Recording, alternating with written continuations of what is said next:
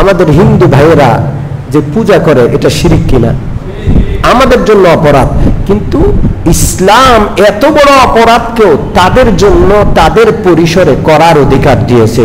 সমস্ত হিন্দু ভাই বোন, সমস্ত অন্য ধর্মাবলম্বীরা তাদের নিজস্ব পূজা পার্বণ, তাদের ধর্মীয় অনুষ্ঠানগুলো তাদের পরিসরে তারা করবে, কোনো অসুবিধা নাই। বরং ইসলামী রাষ্ট্রে তাদের এই ধর্মীয় আচার অনুষ্ঠান পালনের ক্ষেত্রে রাষ্ট্র তাদের পরিসরের মধ্যে তাদেরকে নিরাপত্তা দিতে বাধ্য, এটা ইসলামের বিধান।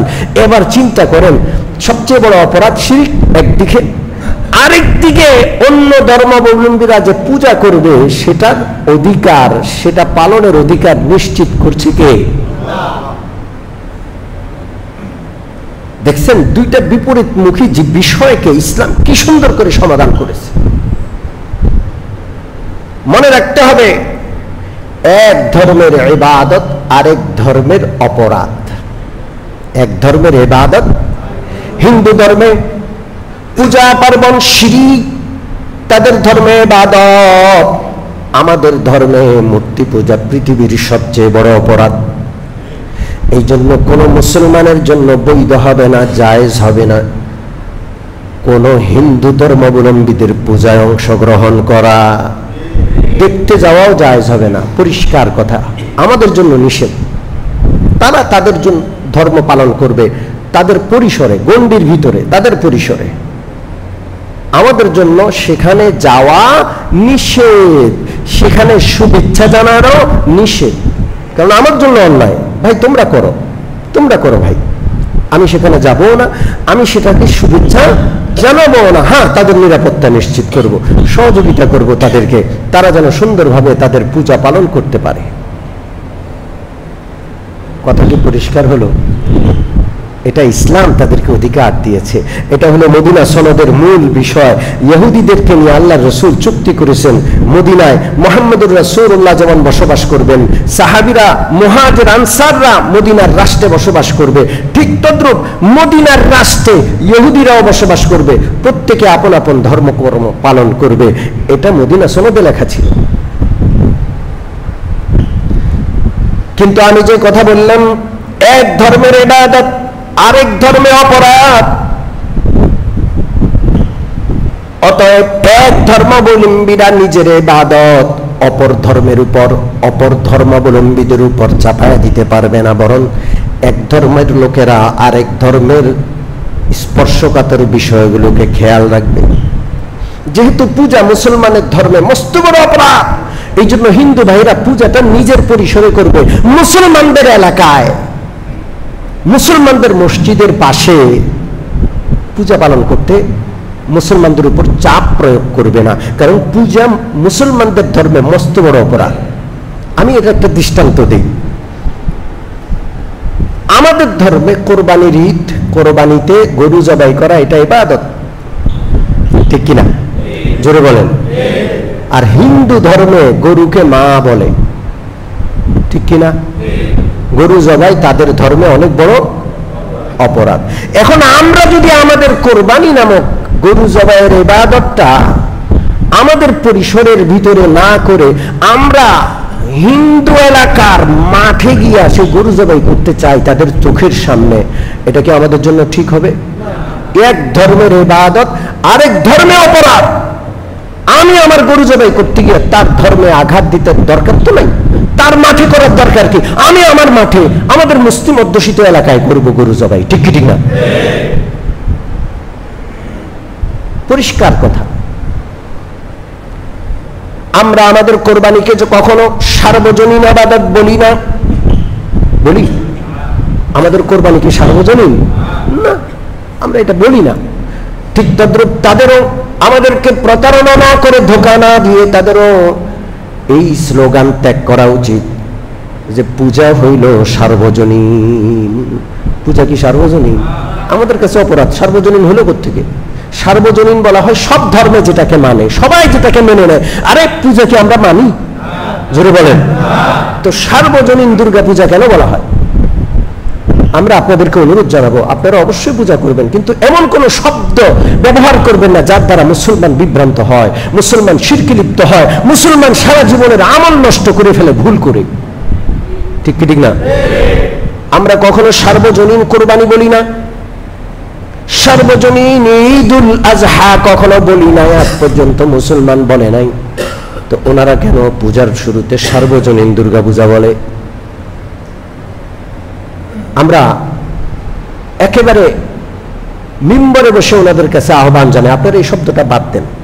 আরেকটা স্লোগান বাদ দিতে হবে, সেটা হলো পূজার পোস্টারে ধর্ম যার যার, উৎসব সবার। দুর্গা পূজা কি উৎসব? এটা তো তাদের পূজা, এটা সার্বজনীন উৎসব নয়। কোন মুসলমান এই সমস্ত পূজাকে উৎসব মনে করেও যদি সেখানে উৎসব পালন করতে যায়, অপরাধ কি উৎসব হয়? আপনার জন্য তো সেটা পৃথিবীর সবচেয়ে বড় অপরাধ। আপনি সেই উৎসবে গেলে আপনার সারা জীবনের ইবাদত নষ্ট হয়ে আপনার ঈমান চলে যাওয়ার আশঙ্কা আছে। উৎসব নয়, ধর্ম যার যার, উৎসব তার তার, ধর্মীয় উৎসব তার তার। আমার ধর্ম ইসলাম, আমার ইসলাম ধর্মের কোরবানির উৎসব আমার, তার জন্য নয়। তার হিন্দু ধর্ম, তার হিন্দু ধর্মের পূজা নামক উৎসব তার, আমার নয়।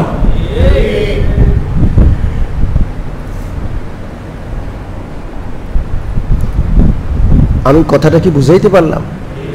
এক ধর্মের পবিত্র আর এক ধর্মের অপবিত্র। খুব ভালো করে মনে রাখবেন, হিন্দু ধর্মে যেহেতু গরু বা গাভীকে মা বলে ডাকে, গাভীর মলমূত্র, গাভীর পেশাব, গরুর পায়খানা ওদের কাছে পবিত্র, মহাপবিত্র। শুধু পবিত্র না, ওনারা সবকিছু গরুর গোবর দিয়ে লেপে, সবকিছুর মধ্যে গরুর সোনা দেয় বরকতের জন্য। পবিত্র না অপবিত্র? তাদের কাছে মহাপবিত্র। তারা তাদের বাজারে গোমূত্র প্যাকেট করে বোতলজাত করে বিক্রি করে। আপনি ইন্টারনেট খুলে দেখেন, খায়া খায়া দেখায় সমস্ত রোগের মহা ওষুধ। করোনার সময় কয় করোনা ভালো হয়ে যাবে, গরুর মূত্র খান। গোবরের মধ্যে গোসল করতেছে, সব রোগের শেফা হয়ে যাবে। আমরা আপনাদের ধর্মের ব্যাপারে কিছুই বলবো না, আপনারা সেটা পালন করবেন, কোনো অসুবিধা আছে? কিন্তু মুসলমান গরুর পেশাব পায়খানাকে পাক মনে করে না, না পাক। এক ধর্মের পবিত্র, আরেক ধর্মের অপবিত্র, এক ধর্মের পাক, আরেক ধর্মের নাপাক। ঠিক কি ঠিক না? মনে রাখতে হবে। অতএব আমরা যেমন গরু জবাই আপনাদের মাঠে করতে চাই না, সার্বজনীন বলি না, আপনারাও পূজাটা আপনাদের পরিসরে করবেন, আমাদের মাঠে, আমাদের মসজিদ সংলগ্ন মাঠে করতে আসবেন না, এটা আমাদের অনুরোধ। সম্মানিত উপস্থিতি, আপনাদেরকে এটা কেন শুনাইলাম? একটা হলো গোটা দেশে গত 1 দশক, 2 দশক, 1.5 দশক ধরে এই পূজা পার্বণকে কেন্দ্র করে রাজনীতিকে ব্যবহার করা হয়েছে। মুসলমানদের ঘরে ঘরে, মুসলমানদের শিক্ষা প্রতিষ্ঠানগুলোতে পূজা ঢুকানো হয়েছে। শতকরা যেখানে 1-2 জন হিন্দু নাই, সনাতন ধর্মী নাই, সেখানে বিশাল বড় পূজার মণ্ডপ করে মুসলমানদেরকে পূজামুখী করা হয়েছে। উৎসব বলে মুসলমানদেরকে সরস্বতী দেবীর সামনে পূজা দিতে দেখা গেছে। ঠিক কি ঠিক না? এক তো হলো সে অপপ্রচারের জবাব এখন খোলা ময়দানে দেওয়া। দ্বিতীয় হলো সাম্প্রতিক একটা ঘটনা, আপনারা হয়তো যারা সোশ্যাল মিডিয়া ব্যবহার করে আপনারা দেখে থাকবেন। আমি 13 নম্বর সেক্টর গাউসুল আজম জামে মসজিদের সিনিয়র ইমাম, উত্তরা। আমাদের উত্তরা যেহেতু এলিটদের জায়গা, সেখানে খেলার মাঠ আছে, মসজিদ সংলগ্ন পার্ক আছে। আমাদের মসজিদ সংলগ্ন খেলার মাঠটা, এখানে ঈদের জামাত হয় মসজিদের 100 গজের চেয়ে কম দূরত্বে। আমাদের উত্তরার সার্বজনীন দুর্গা পূজা পালন উদযাপন কমিটি আছে, তারা 13 নম্বর সেক্টর মাঠে দুর্গা পূজা পালনের জন্য তারা সরকারের কাছে আবেদন জানাইছে। কথা কি বুঝে আসছে? মসজিদের পাশে এখন পূজা হয় লম্বা সময় ব্যাপী, আপনারা জানেন। পূজার আগে প্রস্তুতি, পূজার পরে সবকিছু করা, পূজা হবে প্রায় সপ্তাহ 10 দিন বা 12 দিন ব্যাপী এই বিশাল সময় ঢোল তবলা এগুলো তাদের জন্য ঠিক আছে, কিন্তু আমাদের জন্য তো ঠিক না বাবা, ঠিক কি ঠিক না? মূর্তি ঢোল তবলা আমাদের ধর্মীয় অনুভূতিতে আঘাত দেয়। আপনারা আপনাদের পরিসরে চলে যান। আমরা মানববন্ধন করেছি, আন্দোলন করেছি যে আমাদের পূজা নিয়ে কোনো কথা নেই, আপনারা ধর্ম পালন করবেন। আমাদের শুধু আপত্তি আমাদের প্লেসটা নিয়ে, আমাদের জায়গাটা নিয়ে আপত্তি, পূজা নিয়ে আপত্তি নাই। মুসলমান পূজা নিয়ে কেন আপত্তি? মুসলমান তাদেরকে বরং নিরাপত্তা দিবে পূজার জন্য। আমরা এই বক্তব্য রেখেছি। আমাদের বক্তব্যগুলোকে, আমার বক্তব্যটাকে খণ্ডিত অংশ সেটাকে নিয়ে বাংলাদেশের হিন্দু ভাইরা অনেকে অপপ্রচার করছে, অনেকে না বুঝে সেটাকে গ্রহণ করছে। ইন্ডিয়ার মিডিয়া, ভারত মিডিয়া আন্তর্জাতিকভাবে আমার বক্তব্যকে বিকৃত করে প্রকাশ করেছে। আমি কিন্তু মারাত্মক বিব্রতকর পরিস্থিতিতে এখন আছি। আমার যে বক্তব্য সেটা আজকের জুমায় আমি পেশ করলাম, কিন্তু শেষ অংশে আমি অপপ্রচারের শিকার। এটা বলছি আপনাদেরকে, আমরা নাকি পূজা করতে দেব না। কি বলেন? আমার এই বক্তব্য পুরাটা এখানে কোথাও এই কথা বলছি? এবং আমি আইন শৃঙ্খলা বাহিনীর নজরদারিতে পড়ে গেছি মারাত্মকভাবে তাদের নজরদারিতে। আমাকে তো সারা বিশ্বে একজন মৌলবাদী আরো যা তাদের ভাষায় আছে সেগুলো হিসেবে উপস্থাপন করা হচ্ছে। গাল বন্ধের তো সীমা নাই যারা মুসলমান ভাই আছেন। কিন্তু আমার পুরা বক্তব্যটা শুনলে আপনারা বুঝবেন যে আমরা কোরআন হাদিস পড়ুয়া, আমরা পড়াশোনা করি। আমার বাপ ডাক্তার, আমি ডাক্তার হতে পারতাম। আমরা পয়সার অভাবে মাদ্রাসায় পড়ি নাই, সারা জীবন ভালো ছাত্র ছিলাম, আমাদের রেজাল্ট অনেক ভালো ছিল, আমরা অনেক ভালো করে পড়াশোনা করেছি। না বুঝে আন্দাদুন্দা কট্টরপন্থা অবলম্বন করব না ইনশাআল্লাহ। আপনাদেরকে সেই দিক দেখাবো না, যেটা মধ্যম পন্থা, যে পন্থা ইসলাম দিয়েছে সেটা আপনাদের সামনে সবসময় উপস্থাপন করবো। এটা আমাদের কাছে আল্লাহর আমানত। আজকে সারা বিশ্বে আমার নামে অপপ্রচার চলছে এবং আমাকে ডাকা হচ্ছে আইন শৃঙ্খলা বাহিনীর পক্ষ থেকে। গত রাত 11:30টায় ডাকা হয়েছে।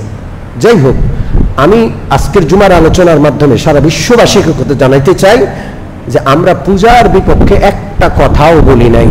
আমরা শুধু 13 নম্বর সেক্টরের মাঠের ব্যাপারে আপত্তি করেছি। এই মাঠ এবং মসজিদ সংলগ্ন, খুব কাছাকাছি, দীর্ঘ সময়ব্যাপী পূজা হবে, নাচ গান ঢোল তবলা, বিশাল বড় বড় দুর্গা দেবীর মূর্তি হবে, যেটা আমাদের ধর্মীয় অনুভূতিতে আঘাত দেয়। আপনাদের কাছে ইবাদত, আপনারা আপনাদের পরিসরে পালন করুন, আমাদের কোনো আপত্তি নেই। প্রয়োজনে আমরা নিরাপত্তা দিব, কিন্তু আমাদের ঘরে, আমাদের মাঠে, মসজিদ সংলগ্ন জায়গায় পালন করতে গিয়া আমাদের ধর্মীয় অনুভূতিতে আঘাত হবে।